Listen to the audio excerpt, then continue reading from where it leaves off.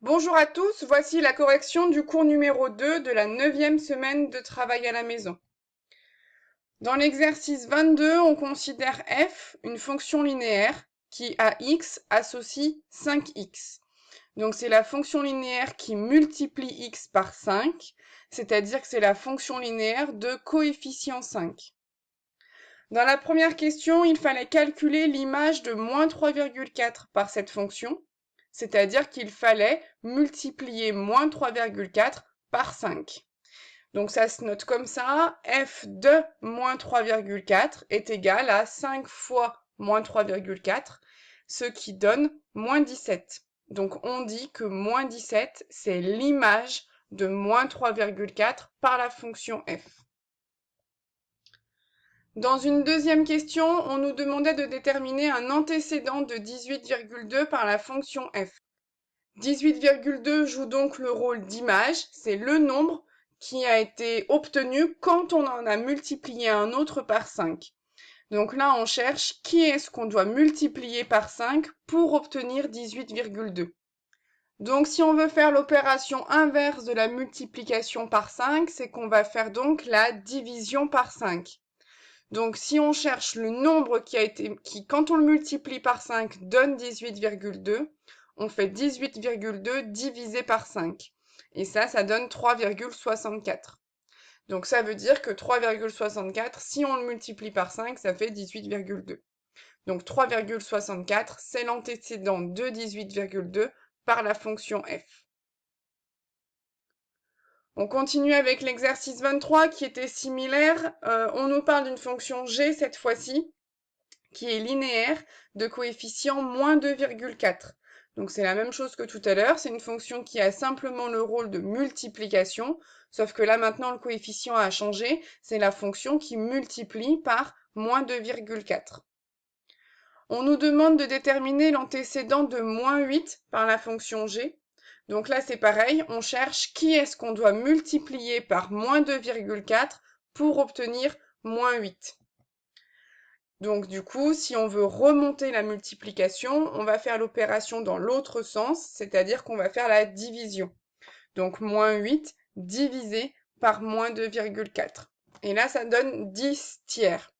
Si vous appuyez sur la touche SD de la calculatrice, vous obtenez 3,333 une suite infinie de 3.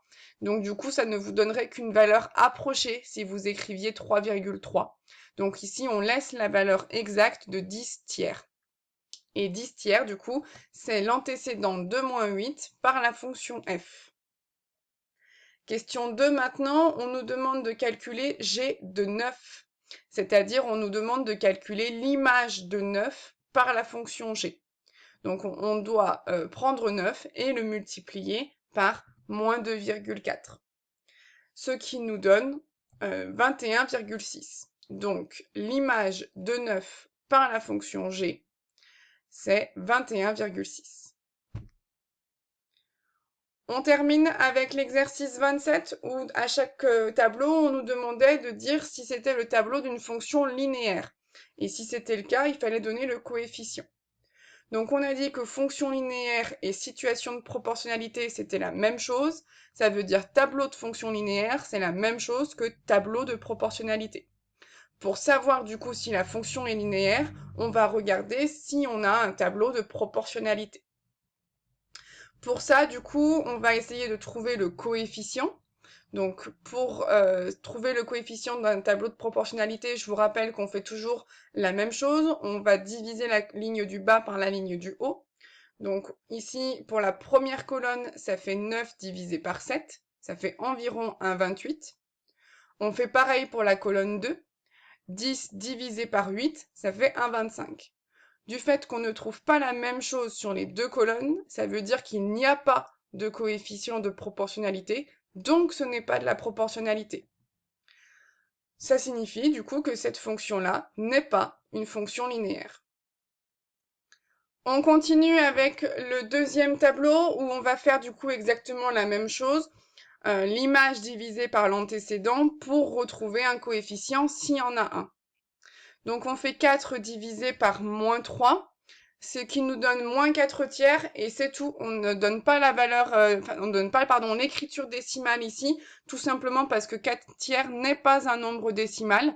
Son écriture décimale, c'est 1,33333 qui ne s'arrête jamais. Donc ici, pour garder la valeur exacte, on laisse sous forme fractionnaire. Et du coup, 4 divisé par moins 3, ça reste moins 4 tiers. On fait pareil avec la colonne 2, moins 4 divisé par 3, ce qui revient exactement au même, et du coup on obtient à nouveau moins 4 tiers. On continue avec la troisième colonne, moins 12 divisé par 9, et ça aussi, ça fait moins 4 tiers. Donc finalement, on obtient bien la même valeur à chaque fois, ça veut dire qu'à chaque fois les antécédents, si on les multiplie par moins 4 tiers, on obtient les images. Donc oui, les coefficients sont égaux, c'est donc bien un tableau de proportionnalité. Deux coefficients moins 4 tiers, donc ça veut dire que cette fonction f, elle est linéaire, et son coefficient, c'est moins 4 tiers. C'est la fonction qui multiplie par moins 4 tiers.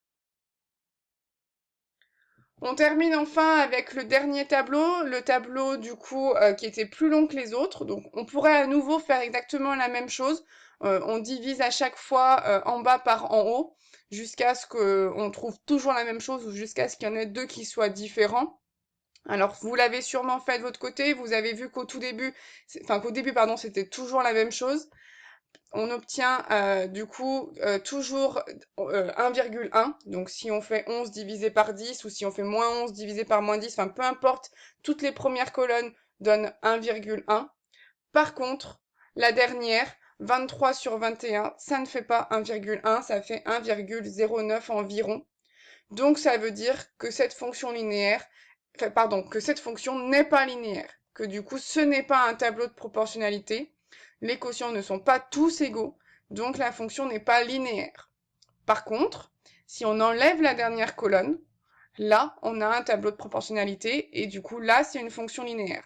Mais ici c'est pas le cas, ici c'est la dernière colonne qui fait que cette fonction-là n'est pas linéaire.